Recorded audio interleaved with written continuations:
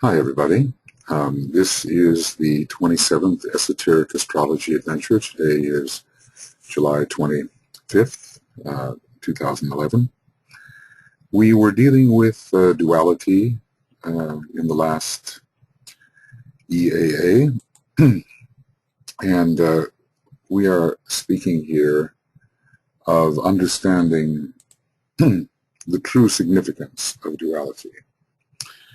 When astrologers understand the true significance of the constellation Gemini, the twins, and the dual forces which pour through this sign, the forces in conflict, as they are called, or the quarreling brothers, which we all embody to a degree, and beat upon our planetary life, which pour through this sign and beat upon our planetary life, then the true method of resolving the dualities will be known. And we discuss the contrast between Pollux, the star which represents the soul or spirit aspect, and Castor, three pairs, thus 6 stars, which represent the forces of matter and form. So our major task upon this planet, which is as a school called the School of Magnetic Response, is to adjudicate between opposites, the higher and lower pairs of opposites, and learn the method of their resolution. The DK continues on page 56. It is interesting to note that also that 7 of the symbols which express the 12 signs of the zodiac are dual in their nature, and duality can be inferred from them. Each will have, I suppose, a different type of duality, and it's interesting that the number is 7 out of 12, which indicates the area of sacredness. The 7 are sacred, the 5 are non-sacred. So let us see. Okay. We have the 2 horns of Aries, the ram, moving both forward and backward. It is a sign in which the wheel commences either in its normal undeveloped clockwise direction or counterclockwise direction. We have the 2 horns of the bull in Taurus, a sign in which the moon, symbol of fluctuation and duality, is exalted. With Taurus, we have the contrast between the light and the dark, the darkness of matter and the full light of illumination, the blazing light of the greatest light, which Taurus indicates. Taurus as the mother of illumination. So the light and the dark are in deep contrast here. I'm reminded of how DK warns us that as humanity, that if we do not proceed wisely, we can be reinitiated into the earth under Taurus and the worst aspects of Capricorn, or we can proceed into the illumination of the new age. The third is the figures of Gemini, the twins, the 2 lions representing duality, the second ray, the pillars of wisdom, probably the most telling of the glyphs to represent the pairs of opposites. They appear to be horizontal, but in interpretation they represent the higher and lower pairs of opposites, the left-hand pillar and the right-hand pillar, and they represent the opposites with respect to the path of selfishness and materiality, and the path of selflessness and spirituality. We have the 2 claws of the crab, and I suppose here it depends on that to which we will adhere or cling. Will we cling to the past and to all that is retrogressive, or will we identify with the spirit itself, with the omnipresent presence? And this will be indicated by Neptune. The two scales of balance in Libra, we are always balancing spirit and matter, two great pairs of opposites, or we are balancing soul and personality. The parallel lines of Aquarius as well, we are speaking here of the possibility of induction. Is it possible for the higher energy to induce its nature in the lower energy, which will respond accordingly? There are many highs and lows for the Aquarian individual. Master DK tells us. The hill and valley experience is very common, and the factors of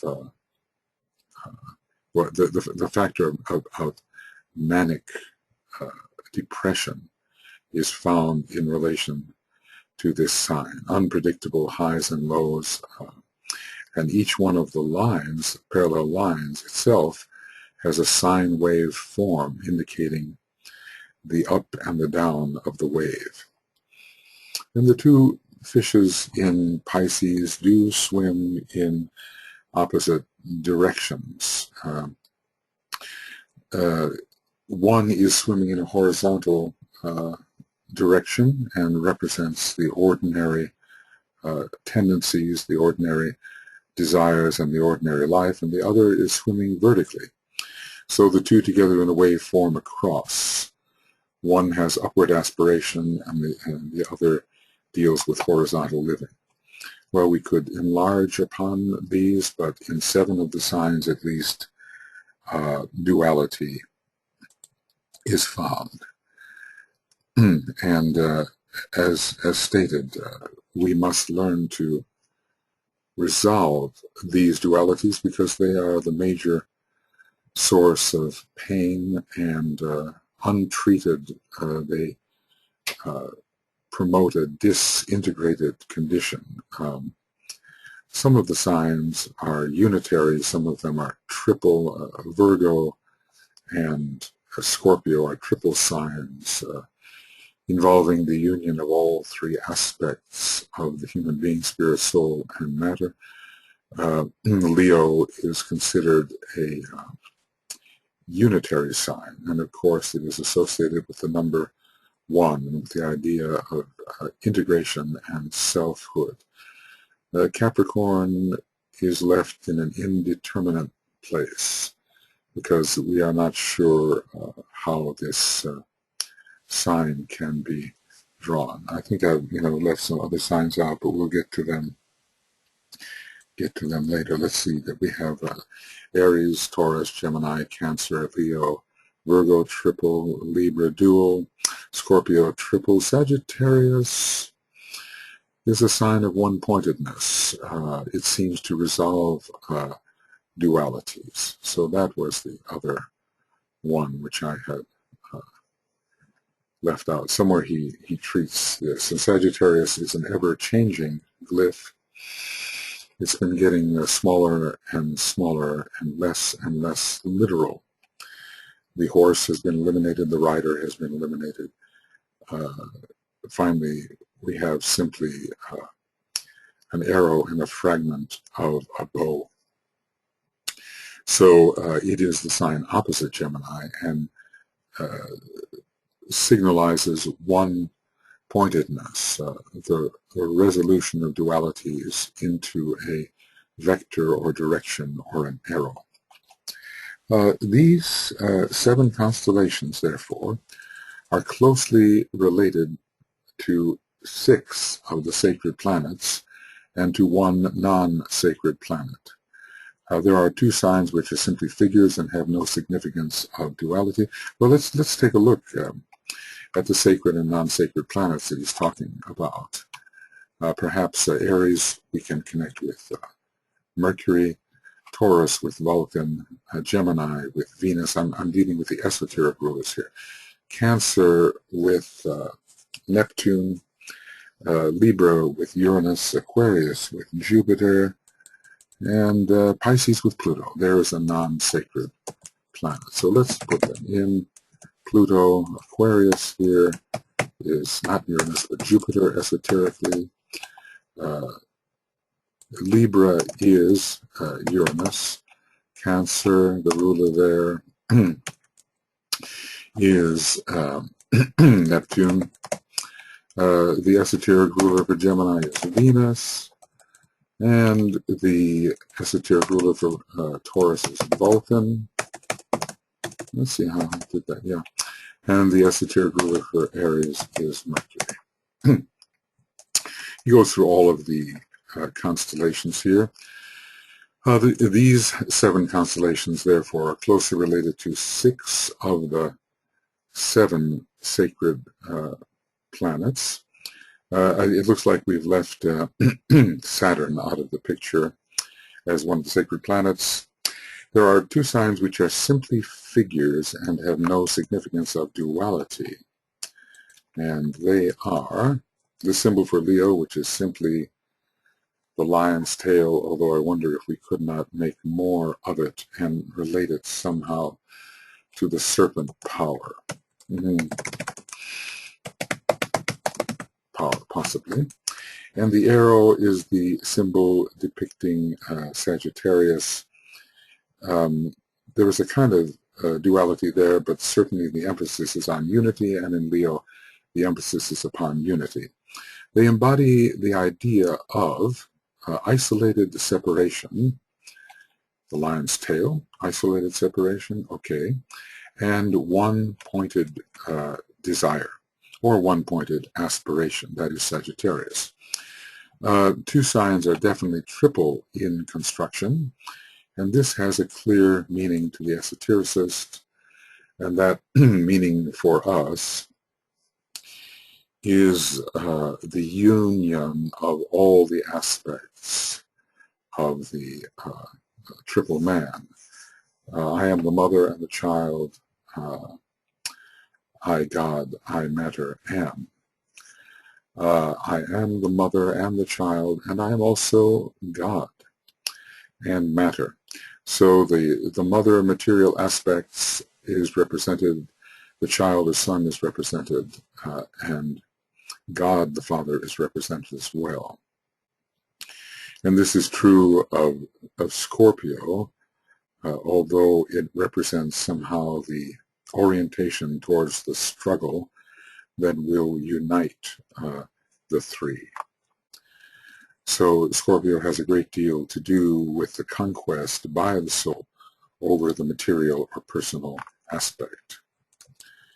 Virgo also is a triple sign, and Scorpio is a triple sign closely resembling the symbol of Virgo, but in a way it is more masculine, including the upward pointing arrow, which suggests Mars, the major masculine planet.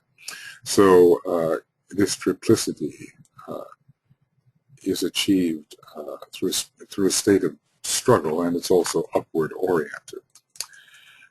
These 2 signs, Virgo and Scorpio, are crucial in the experience of the human being. They are decisive, indicating as they do the function of the triple form, okay, and the liberation of man from the imprisonment of form. That's the function of the upward pointing arrow. Mars may be a non-sacred planet, but the struggle involved is an integral part of the struggle for liberation. The struggle involved is necessary if we are to achieve liberation from that state in which matter reigns. And we know that one of the key phrases, which is a phrase applied to man when he is on the ordinary wheel, is "let matter reign." Thus it is for Virgo. So the liberation of man from the imprisoned in the form. Interesting, the moon, which is the mother of the form, falls in the sign Scorpio, so it is overcome. The liberation imprisoned in the form, liberation of the man imprisoned in the form, through the tests in Scorpio, wherein he proves to himself and to the world the reality of that which Virgo has veiled or hidden.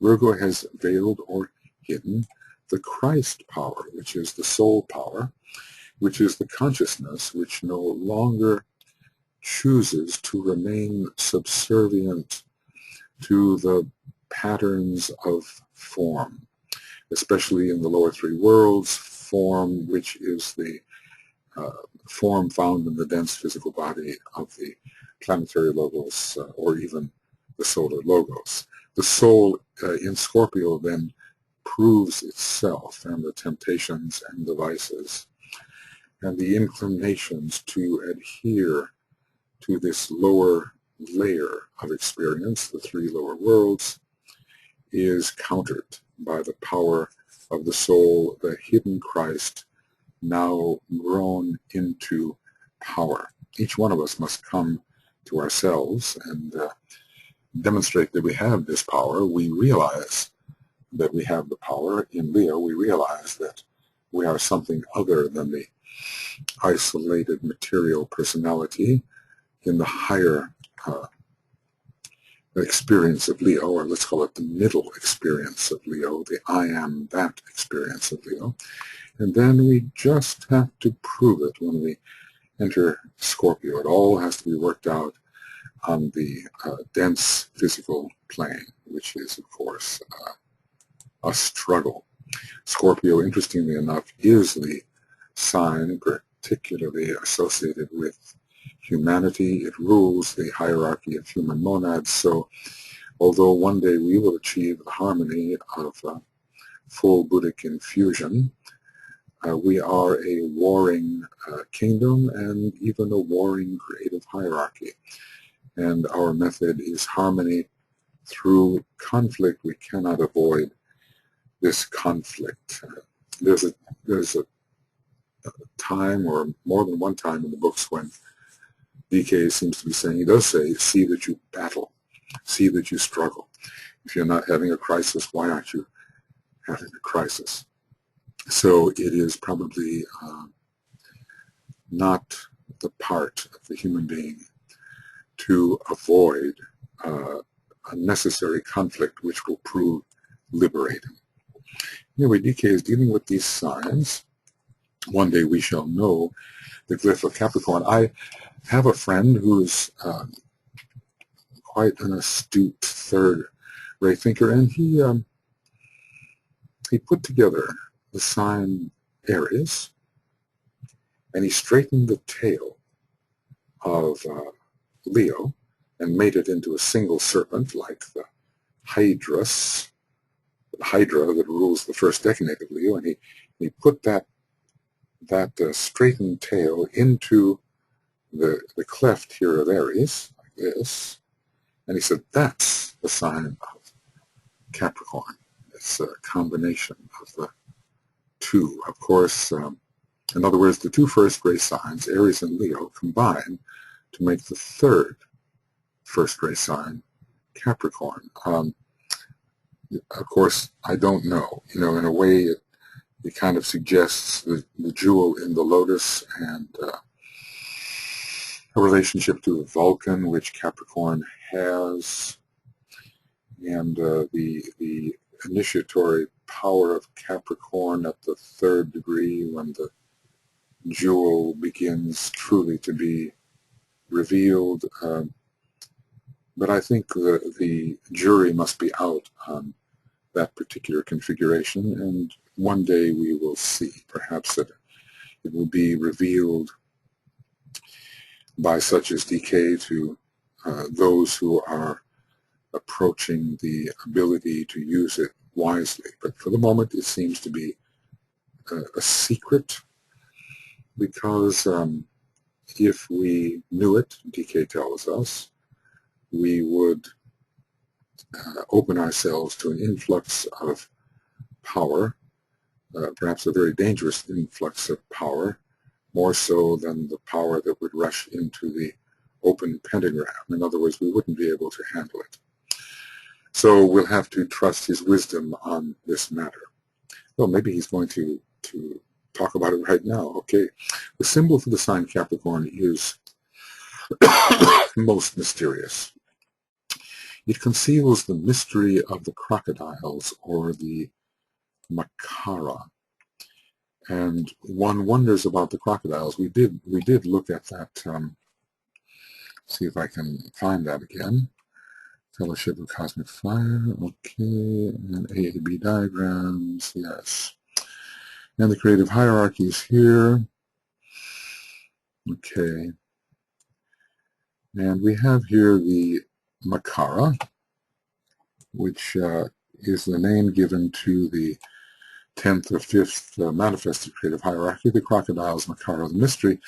And the name is the human personality. At least that suggests one aspect of the dual 5th creative hierarchy.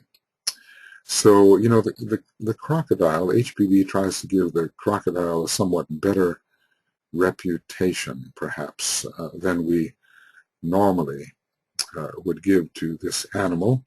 And she says it is the first to greet the sun. So she relates it to, you know, swimming in the Nile, let us say. It is the first creature to hail the sun. But we also look at the reptilian nature of man and the reptilian brain and this totally selfish, aggressive aspect, which we can identify with the personality. And so there is a mystery in relation to the makara, which is not entirely dealing with positive factors. When we talk about crying crocodile tears, we speak of insincerity. They are cold-blooded animals, and they attack suddenly and without warning and at great speed. So they seem more, at least to my mind, involved with the downward pointing pentagram and with that part of the man that would like to stay attached to matter form. Will the symbol of Capricorn reveal this, or only the higher aspect of this creative hierarchy? I'm not sure. It is constructed, he says, in an inaccurate and definitely misleading manner. So it looks like there's a veil on the formation of the glyph of the sign Capricorn, and should be regarded as a mystery and therefore not to be defined. In other words, he seems to be warning us even against the attempt to define the glyph, and seems to suggest that we leave this until later when more is known. It's almost like a warning. It's not to be defined. I sometimes think that there are instructions here, the one about whom naught may be said. In other words, it is not even permitted to say something about this one about whom naught may be said. But he seems to say some things. Anyway, we have to understand in occultism what is permitted to us and what is not. And occasionally DK gives these warnings. You do notice how there are times when he talks about what he reveals in his books, and he discusses the word permitted. I have been permitted to reveal more. I have been permitted to reveal this. So there are higher powers which are in effect, and to which he, a master of the wisdom, must conform. And certainly we as aspirants and disciples have to have some idea of what is permitted to us and what is simply not allowed. All right, so we've reviewed here the formation of some of the signs and the glyphs. I mean, there's no question power is coming.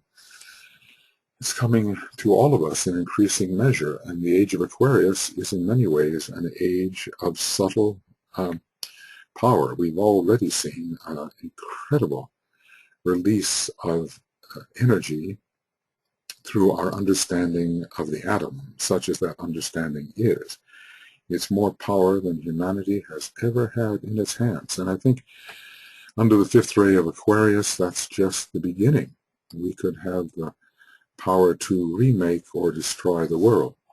So we have to be very careful in the handling of the power that comes into our hands, because humanity is now becoming increasingly responsible and increasingly holds its own fate, whether towards spiritual excellence or destruction, in its own hands. We go on. These signs and their relationship to the sacred and non-sacred planets will be considered later, yes, and in great detail. So now DK is giving a little summary here.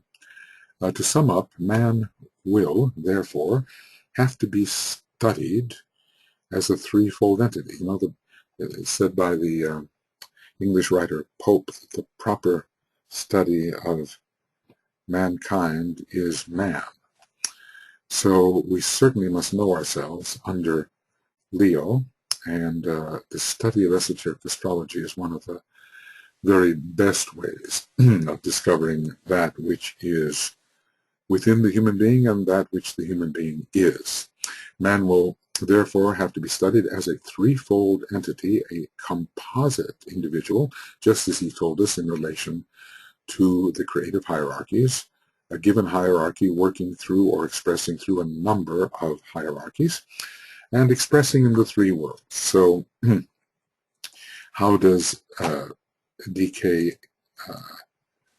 view this threefold nature? He calls it the spiritual soul reflecting the monad. The monad is there. Okay.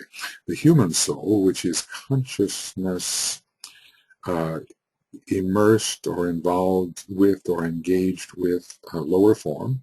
The human soul reflecting the divine soul, and the form nature, which should be the revealer of the two higher. We cannot discount the form. We must not do that, because if there is to be perfection through the number 7, the form must indeed be archetypally or become archetypally beautiful.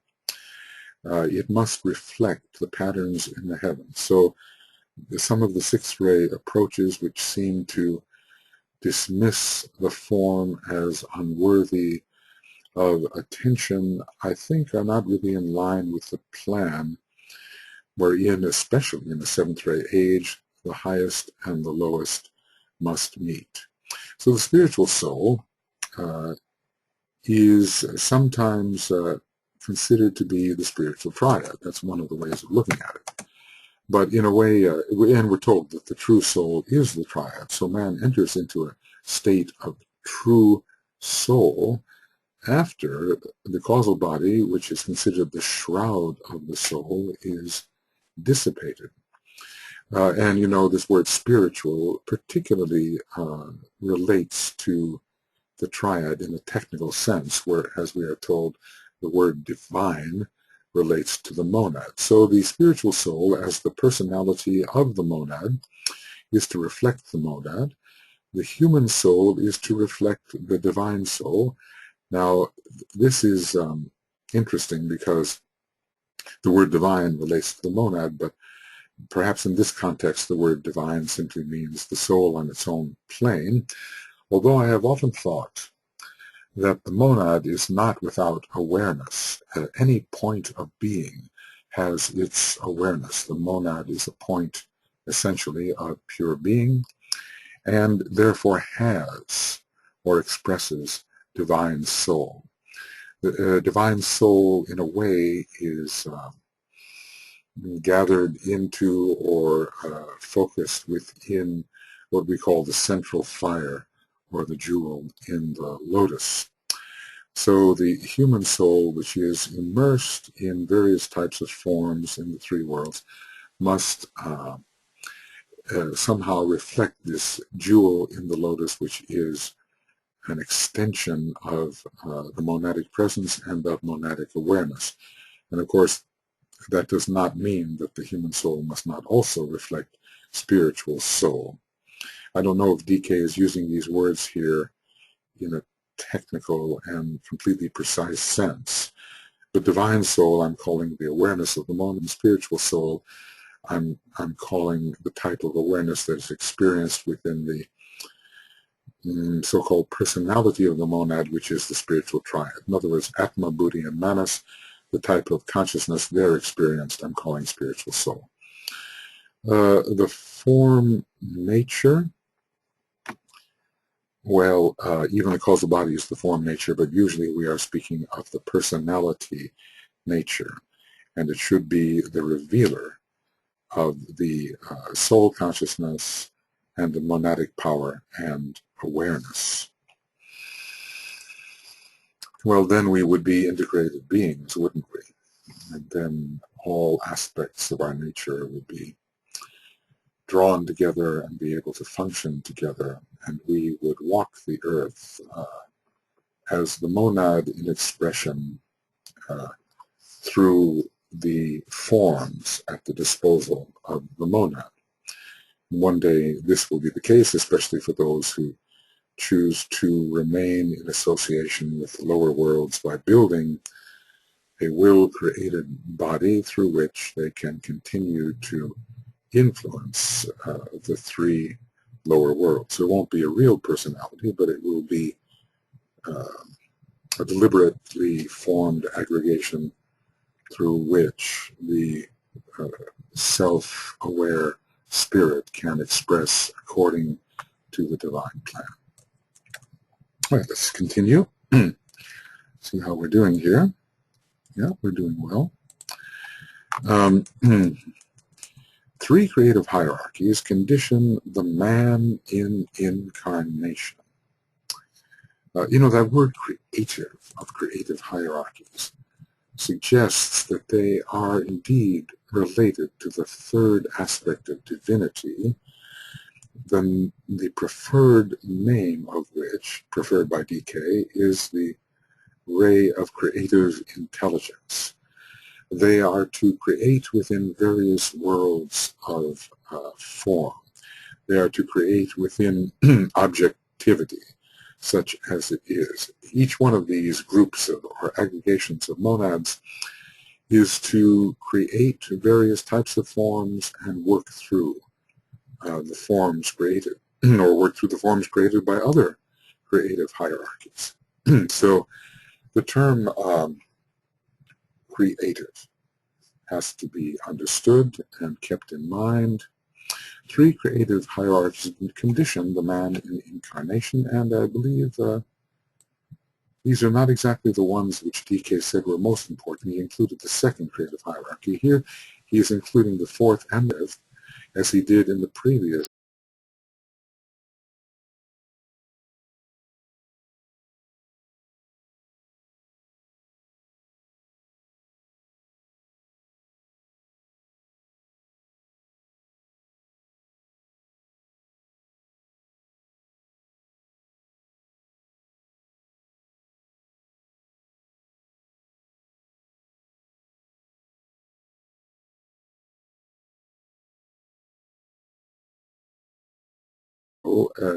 Helping him create his individuality.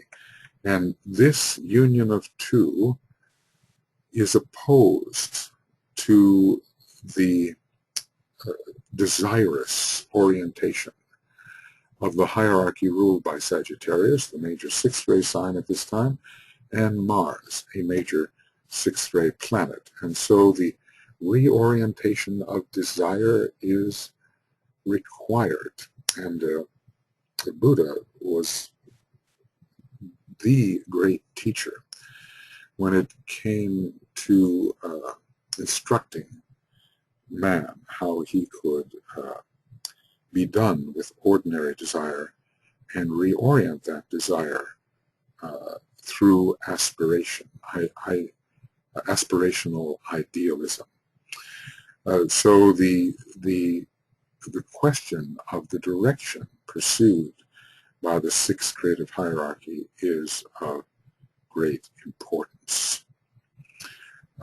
These three hierarchies, the hierarchy of human monads, the hierarchy of solar angels, especially I suppose in its the upper aspect, higher aspect of that hierarchy, and the hierarchy of lunar lords combine to make human life pretty much what it is at this time. And remember, we do live in an astro-Buddhic solar system, which is not yet in a way a sacred solar system by a higher method of determining sacredness.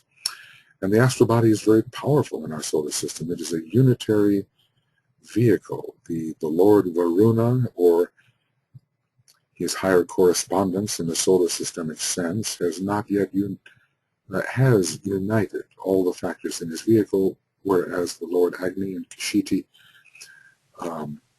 have not united their vehicles. Or when I say Agni or Kshiti, perhaps their higher correspondences. The Lord Varuna is the Lord of the astral body of our planetary logos, but there is a higher correspondence for some being that is embodying the astral body of the solar logos, and we're not given that name. And the same is true for a still greater being in which the cosmic astral plane is embodied by a great being who is the still higher counterpart to the solar embodiment and to the Lord Varuna in respect to our planet. Three creative hierarchies condition the man in incarnation: the 4th or 9th, the 5th or 10th, and the 6th. You know how it goes here. Here's the 4th or 9th, 5th or 10th, and here is the 6th. Okay. These in collaboration, because creative hierarchies are always collaborating and man is a multiple being, create man at the same time constitute the field of his expression. Man, the monad, is expressing through that which the solar angel has created, namely his causal body. That is a truer vehicle or expression for us than the personality, or at least one day it will be. And naturally, the lunar lords have created the personality vehicles, and man, the monad, expresses not only them through the causal field, but through the personality field. So man is consequently a blend of electric fire, being a divine flame that reminds one of the triple flame of the solar logos' causal body. Man is a divine flame, sometimes called a spark, but flame is somehow a more powerful symbol, I think, and the spark must be reunited with the flame. So it's a blend of electric fire, being a divine flame, and becomes eventually responsive to the three major controlling influences. Well, there is a triple flame that represents spirit, and when you look at, here, okay, yeah, let's find that one. When you look here at the graphic that suggests the monad, you see indeed that it is triple. So perhaps the triple flame is, man must relate to the monad considered as a triplicity, but the monad is also a unity because within the triangle there is a unifying point, and there we have perhaps the tetrahedron as the symbol of the inner fire. It's fourfold in a way, and yet it is a triangle, and yet it is a unity. Okay, so man is a blend of electric fire and becomes eventually responsive to the three major controlling influences, and presumably, these are the three persons of the Trinity, and even the triune solar logos. We see him in that way. Man is also solar fire Being a solar angel in manifestation. Well, this is a difficult phrase. Man is not the solar angel who is the returning nirvani from a previous Maha Manvantara. That is a distinct being that was man at that time and became a member of a still higher creative hierarchy and went to Sirius for, let's call it education, and returned into our solar system to help the animal man of our time. But because the monad is expressing through that which the solar angel has created and in which it has invested a portion of its being and consciousness, man takes on the guise of a solar angel. He is working through a solar angelic vehicle on the higher mental plane, even though that may not be the only vehicle of that great being called the solar angel. So man then expresses through that solar angelic vehicle and then appears in a way as a kind of solar angel. He is attempting to become a solar angel. As a matter of fact, the bulk of human beings are on their way to the constellation Sirius, or the star Sirius, for training as solar angels. Maybe, well, take a figure out of the air, but maybe 80% of beings who are not, those human beings who are not very, very strongly already on the monastic line will go to Sirius for training as solar angels. So man is a kind of a junior solar angel, and as he works his way up toward the fourth initiation, and as the solar angel per se is relieved, man is then possessed of some of the potencies that the solar angel has inculcated into him. See, that's the whole thing. Is the causal body of the solar angel? Well, causal body is a configuration which is created by the solar angels as the solar angels substand and geometrize the matter of the higher mental plane. So in a sense, the causal body is an extension of the energy of the solar angel. But it is not the solar angel per se, even though the solar angel is partially invested in it. These great beings have emanative powers, so they can emanate a portion of themselves into a particular field while retaining consciousness in another. So it's a difficult issue, and it forces us to think in ways we may not have thought before. How can you be in two places at the same time? Well, a master can, a master has his own consciousness, and yet the disciple can become an outpost of the master's consciousness. The master invests a certain portion or a degree of intensity of his consciousness in the disciple's field of consciousness. So there is the divisibility of the spirit, and there is the divisibility of consciousness. God is in all places simultaneously. God sees with 10,000 eyes. God can specifically focus his consciousness in many places, and we have the idea that not a sparrow falls, but God realizes this to be the case. So the high beings have the ability to split, divide, multiply their consciousness in many of what we call locations.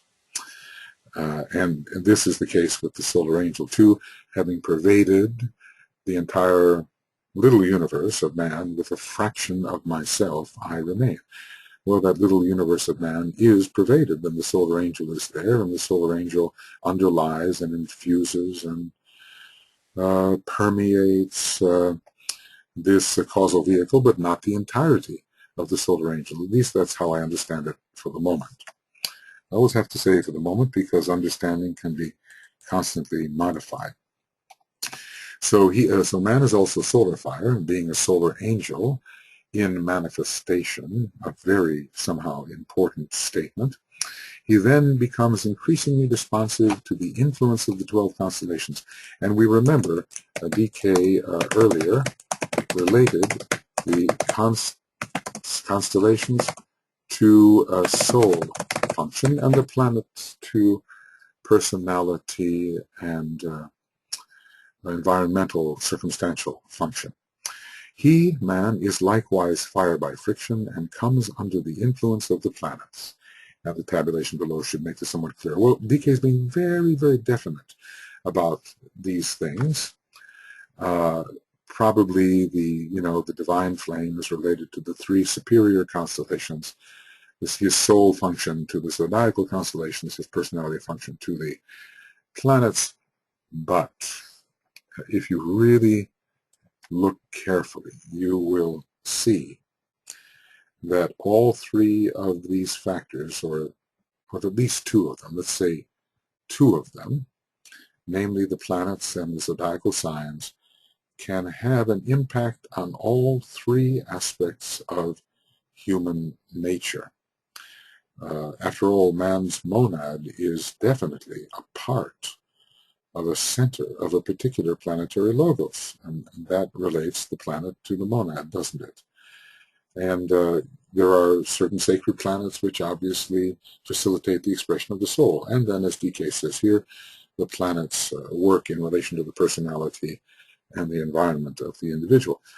And it is so, I showed you the quotation where the zodiac was related to the monadic function of man. Here DK is emphasizing its relation to the soul. And in a treatise on white magic, he talks about the zodiac as ruling the man who lives below the diaphragm, and he seems to relate zodiacal influence, or at least of the signs, if not the constellations, to sub-diaphragmatic activity. When it comes to the great constellations, well, they certainly have the 3 great ones, Cis, Great Bear, and Pleiades. They have certainly a soul relationship, because when a man takes the 3rd initiation, he is a dominant soul. The soul has ended the ancient authority of the personality and is now the dominant factor. And of course, the 3 great constellations are very important in his spirit aspect, in relation to his spirit aspect. Perhaps not in relation to his personal aspect, because he doesn't feel the personal aspect. He doesn't feel the constellations when he is entirely connected with his personal aspect. So anyway, DK tabulates this. He calls, he says we have electric fire, and this is experienced on the path of initiation. The path of initiation, particularly involving the 1st and 7th ray. It's the 4th hierarchy of human monads. We are talking here about full soul expression, which probably means, in a way, triadal expression, or the expression of the soul of the monad. See, we can understand that the monad, as a point of universal awareness, has awareness. It has soul. It has consciousness. Consciousness and soul are the same. What we call the soul is simply a localization of consciousness at a particular depth of immersion in matter. It is it's soul within a given formal ring pass knot. But soul is a much more expansive thing. So soul is universal consciousness. It is cosmic consciousness. It is consciousness per se as a great aspect, just the way being is a great aspect. So on this path of electric fire, we tread the path of initiation, particularly from the 3rd initiation on. Our monadic nature comes into awareness, and the nature of the 4th creative hierarchy comes into awareness.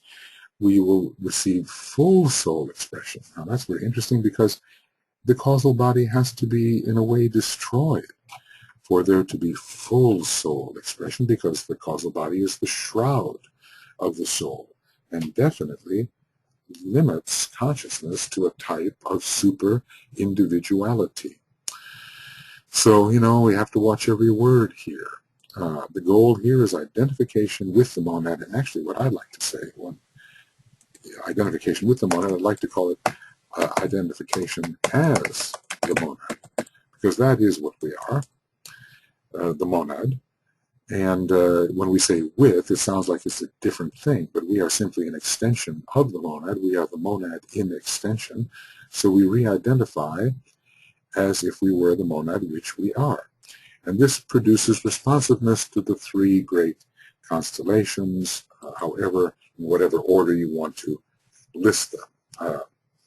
I think generally, I think of the Great Bear, Sirius, and the Pleiades as representing the first, second, and third aspects, but as we have discussed, there are other ways to work that around so that even Sirius can, with respect to our solar system, look like the dominating factor. And the Great Bear at one point is placed upon the cosmic Buddhic plane in the chart on page 344 of Cosmic Fire, which seems to say, okay, it's connected somehow with the second aspect of divinity. The solar fire is ruling on the path of discipleship. And the fifth creative hierarchy of solar angels is important here. We have full life experience, soul life. Well, we have a full experience of life in the worlds in which consciousness is immersed. We have soul life, but we don't have full soul life because the soul is not yet liberated from the higher mental plane. As far as solar fire goes, I like to say that it really is operative after the third initiation as well.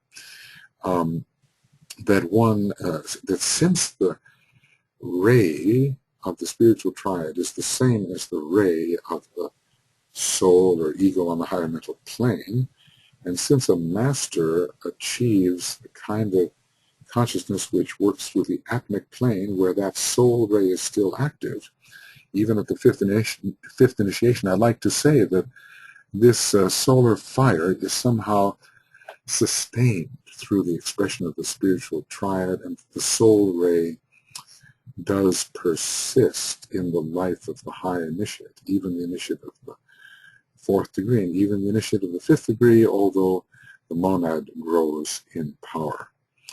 Solar fire, path of discipleship. Of course, that term discipleship, it can last a long time. It can apply to even high initiates higher than masters. They are disciples. And sometimes the solar fire is seen as expressing through Agni on planes number 2, 3, and 4. So, solar fire is the main fire of our solar system. We don't just get rid of that. Even electric fire is a subsidiary category within the main and large solar fire. But, at face value here on the path of discipleship, we're learning to wield solar fire. We're learning the power of love and unity. We're learning the magnetism of the soul, and this makes our life experience much fuller because all of our gifts found in the causal vehicle are applied. All of our riches are applied in the correct type of expression.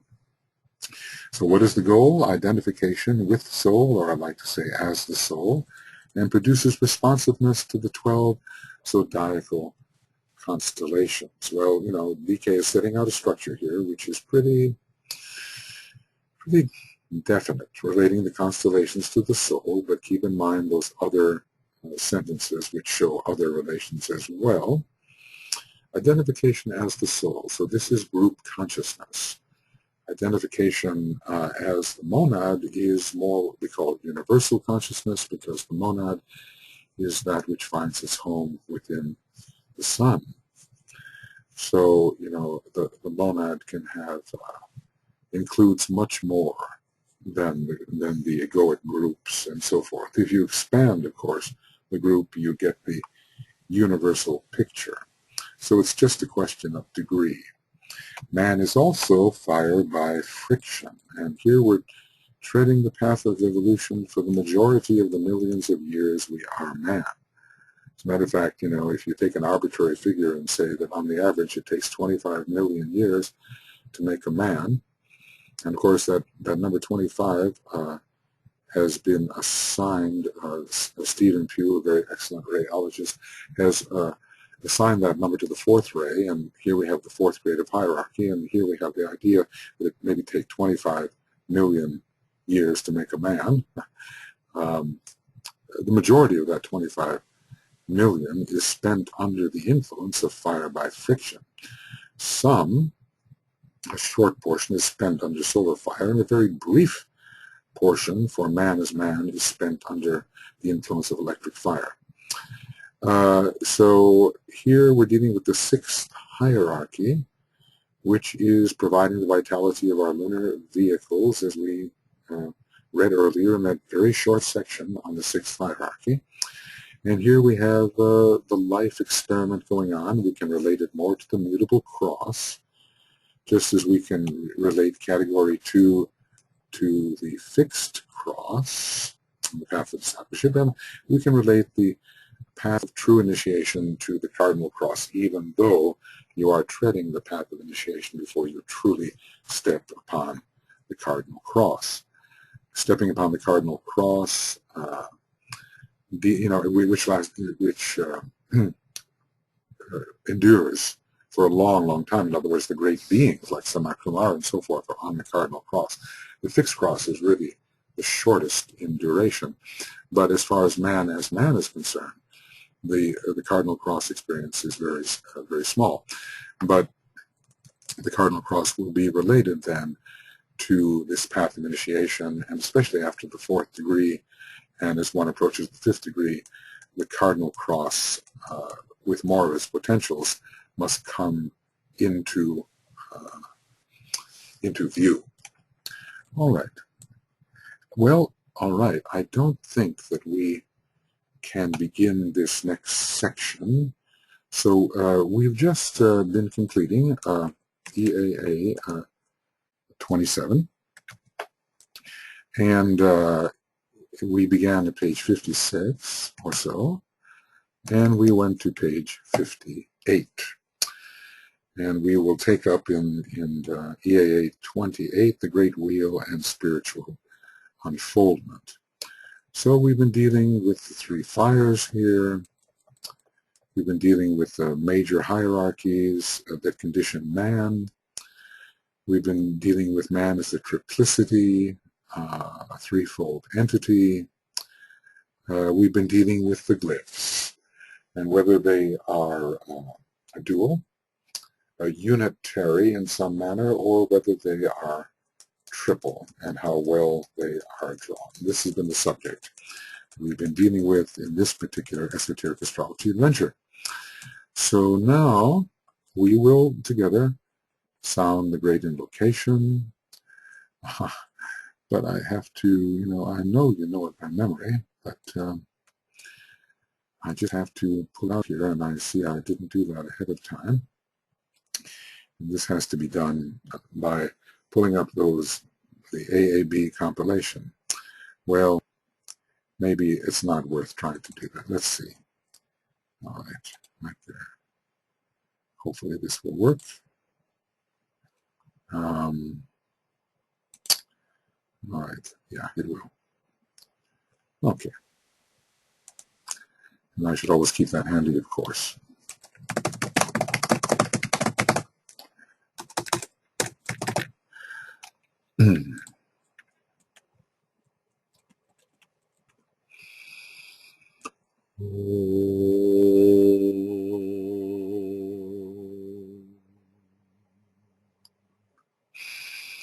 From the point of light within the mind of God, let light stream forth into the minds of men.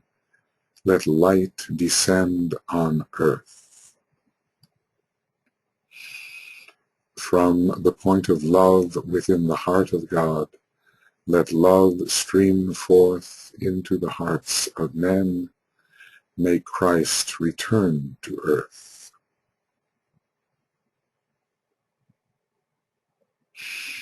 From the center where the will of God is known, let purpose guide the little wills of men, the purpose which the masters know and serve.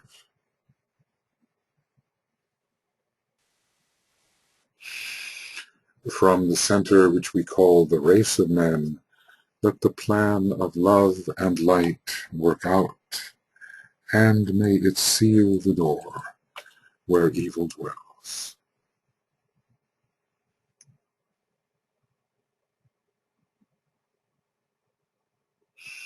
Let light and love and power restore the plan on earth.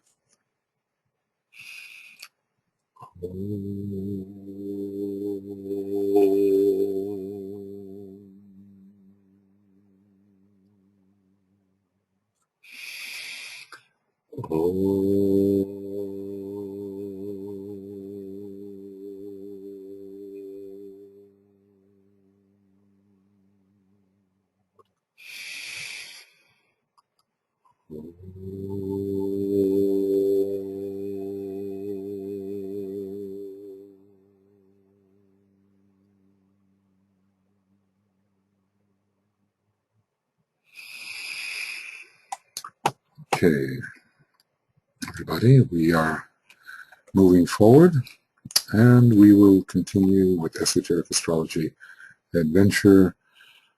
It is an adventure, I think. Adventure in penetrating the depths of understanding as much as we can.